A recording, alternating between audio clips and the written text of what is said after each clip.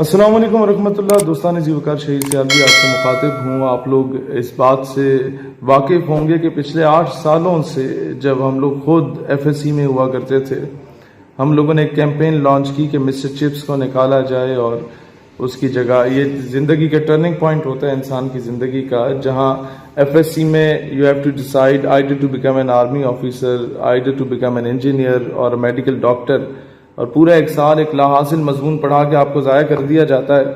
اور اس میں پڑھایا یہ جاتا ہے کہ جناب کیتھرین صاحبہ وفات پا گئی، اس کے بعد مسٹر چپ صاحب بھی اس کے عشق میں جہان فانی سے کوچ کر گئے.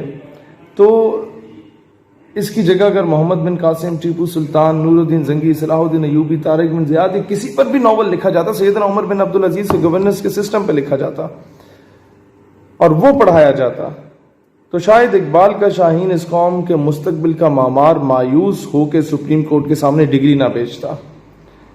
خیر، یہ ایک طویل جدوجہد تھی جس میں ہم نے یہ بھی کہا کہ یار سنڈریلا کے موضوعات کو کچھ ہمارے سکولز میں پڑھایا جا رہا ہے کہ وہ ماں باپ سے چھپ کے شہزادے کے ساتھ بھاگ جاتی ہے. قوم کی بیٹی کو آپ قندیل بلوچ نہیں بنا رہے تو کیا بنا رہے ہیں؟ اب یہ کیمپین جب عروج پکڑنے لگی تو یہ ہماری جو آواز تھی یہ تقریباً ہر پولیٹیکل اور ریلیجس پارٹی کے ورکر کی آواز بن گئی. سوشل میڈیا کے ذریعے اس بات کو پروان چڑھا. گورنمنٹ جب بالکل پھنس چکی تھی تو گورنمنٹ نے ایک چٹکلا چھوڑا. ایک نجی ٹی وی چینل پہ ایک خبر گردش میں آئی کہ مسٹر چپس کو بین کر دیا گیا، مسٹر چپس کی جگہ اب رسول اللہ صلی اللہ علیہ وسلم کے بارے میں ناول میں پڑھایا جائے گا. لیکن بعد میں پتہ چلا جب ہم نے نیکسٹ کلاس کی بکس کو دیکھا تو دوبارہ انگلش میں مسٹر چپس ہی پڑھایا جا رہا تھا. اس قوم کو توجہ ہٹانے کے لیے اس طرح کے چٹکلے چھوڑ دیے جاتے تھے اور جھوٹ بولا جاتا تھا.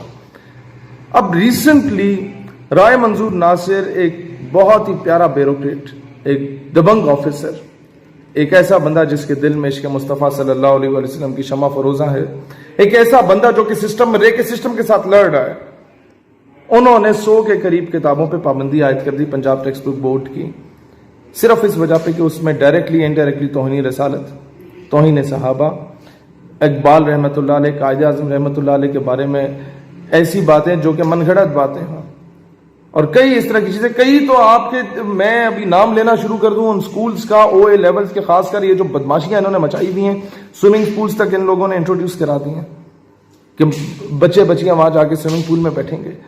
لوگوں کو ایلیٹ کلاس کو اپنی طرف متوجہ کرنے کے لیے ان لوگوں نے ہر قسم کی فحاشی کو شروع کیا.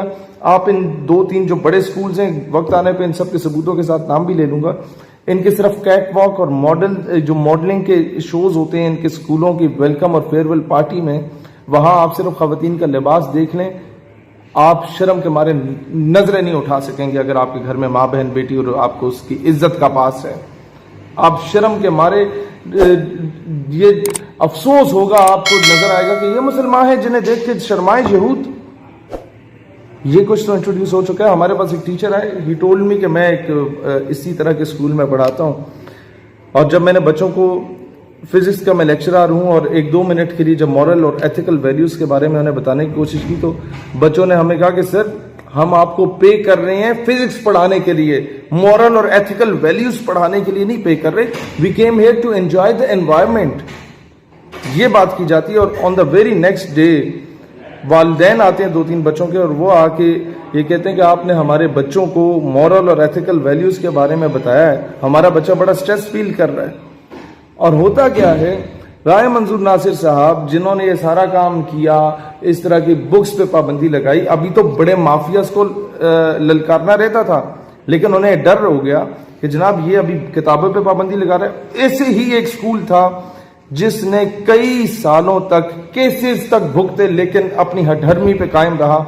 پاکستان کے نقشے میں کشمیر اور گلگت بلتستان کے نقشے کو انکلوڈ نہیں کیا تھا ان لوگوں نے اپنی سوشل سٹڈیز اور پاکستان سٹڈیز کی کتابوں میں. کیسز ہوئے، کتابیں اٹھائی گئیں، لیکن ہٹ درمی پہ وہ لوگ قائم رہے. اب بھی جا کے کچھ حد تک ان لوگوں نے وہ نقشہ انکلوڈ کرنا شروع کیا. کئی اسکولوں میں پروجیکٹ ملتے ہیں بچوں کو کہ آپ نے کل بھگوان بن کے آنا ہے، کل آپ نے چھوٹا بھیم بن کے آنا ہے. اب اس طرف جا ہی رہے تھے یہ لوگ کہ اس سسٹم کو جا کے للکارا جائے جو ہمارے بچوں کے مستقبل کو تباہ کر رہا ہے. اس سے پہلے ہی رائے منظور ناصر کو اس کے عہدے سے فارغ کر دیا گیا. آپ یہ بتائیں کہ اب کوئی بندہ پاکستان کے خلاف مواد چھاپتا ہے اس کو کچھ نہیں کہا جاتا. کوئی بندہ ڈائریکٹلی یا انڈائریکٹلی کوئی پروفیسر ہود بھائی کی صورت میں یا اس کی ناجائز اولادوں کی صورت میں یا عاصمہ جہانگیر کی صورت میں تعلیمی اداروں میں جا کے پاکستان کی اسلامک آئیڈیالوجی کو ڈائریکٹلی یا انڈائریکٹلی جا کے ٹو نیشن تھیوری کو متنازع قرار دینے کی کوشش کرتے ہیں، ان کے خلاف کبھی آج تک سرکار نے کوئی کارروائی نہیں کی. لیکن کوئی پاکستان کی اسلامک آئیڈیالوجی کو ڈیفینڈ کرنے کی بات کرتا ہے کہ اس کے ساتھ یہ ہوتا ہے. اب صبر کا پیمانہ ہمارا بھی لبریز ہو چکا ہے. پہلے ہمیں یہ تھا کہ جناب سسٹم میں کوئی بولنے والا نہیں ہے، لیکن جب سسٹم میں اس طرح کے بولنے والے لوگ اٹھے تو ان کے ساتھ یہ سلوک کیا گیا. اور حیرت ہے مجھے ان تمام سیاسی اور مذہبی جماعتوں کے سو کالڈ نظریاتی لوگوں پہ کہ ایک بھی شخص نہیں اٹھا جس نے رائے منظور ناصر کے حق میں کوئی ایک سٹیٹمنٹ بھی دی ہو، اخبار کے نکڑ میں کوئی ایک بیان بھی دیا ہو.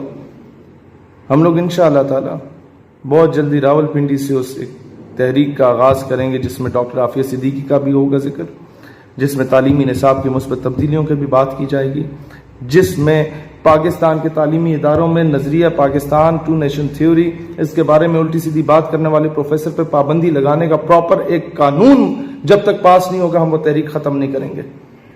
اور انشاءاللہ تعالی اس میں 3-4 ایسے سٹیپس ہوں گے. ایف آئی اے کے سائبر کرائم ونگ میں ناموس رسالت صلی اللہ علیہ وسلم سیل کا پراپر انٹروڈیوس کرایا جائے. ہم بہت جلد انشاءاللہ تعالی، یہ پنڈی والوں تیار رہنا، بہت جلد لیاقت باغ کا ہم لوگ اعلان کر رہے ہیں اور یہ کنٹری وائڈ کیمپین چلے گی نوجوانوں کی. ہر سکول کالج یونیورسٹی کا نوجوان آپ کو نظر آئے گا میدان عمل میں. اور جب تک یہ مطالبات مانے نہیں جائیں گے، ہمیں بڑے بڑے تختے الٹنے پڑے ہم الٹنے کو تیار رہیں گے. ہم اپنے نظریے پہ کمپرومائز نہیں کریں گے انشاءاللہ تعالی. پاکستان کی عوام کے ساتھ مذاق کیے جا رہے ہیں. پہلے وہ جو قائد اعظم رحمۃ اللہ علیہ نے جس شخص کے ذمہ لگایا تھا کہ اسد خان کے ذمہ کہ جی تم تعلیمی نصاب میں مثبت تبدیلیوں کے لیے اور پاکستان میں اسلامک کریکولم انٹروڈیوس کرانے کے لیے اپنا رول پلے کرو، اس کی پوسٹنگ کرا دی. وہ چودھری ظفر اللہ جو پہلا قادیانی منسٹر تھا ہمارا فارن منسٹر، اسے اٹھا کے باہر پھینکا اسد خان کو اور اس کی لائبریری کو آگ لگا دی گئی. اس کے بعد doctor Aafia Siddiqui wanted to relate physics chemistry maths bio with اسلامیات اور اسلام سے ریلیٹ کر کے پراپر اسلامک کریکولم پڑھانا چاہتی تھی کہ ہمارے بچے محمد بن قاسم کے بارے میں پڑھیں، محمود غزنوی کے بارے میں. بت شکن تھا جو بت شکن تھا، بت بیچنے والا نہیں تھا. جو طارق بن زیاد کے بارے میں پڑھیں کہ وہ کشتیاں جلا لیتا تھا، جا کے اقوام متحدہ سے بھیک نہیں مانگتا تھا، واپسی کا رخ نہیں کرتا تھا، کشمیر پہ تقریریں نہیں کرتا تھا، عملی طور پہ 10 گنا بڑی فوج کے سامنے اسپین میں اتر آتا تھا. اسے اسی جرم کے پاداش میں ڈاکٹر عافیہ صدیقی کو تب سے اٹھایا ہے. اب 18 سال ہونے کو ہیں ریاست مدینہ کو بنے ہوئے، 2.5 سال ہونے کو ہیں. ڈاکٹر عافیہ کے نام پہ سیاست کرنے والے آج خاموش بیٹھے ہیں. اور تم لوگ نہیں بولو گے تو انشاءاللہ ہم میدان میں نکلیں گے. کرسی ہے تمہاری، یہ جنازہ تو نہیں ہے. کچھ کر نہیں سکتے تو اتر کیوں نہیں جاتے؟ اللہ وطن کو جو میرے لوٹ رہے ہیں، یہ دیش کے غدار ہیں، مر کیوں نہیں جاتے؟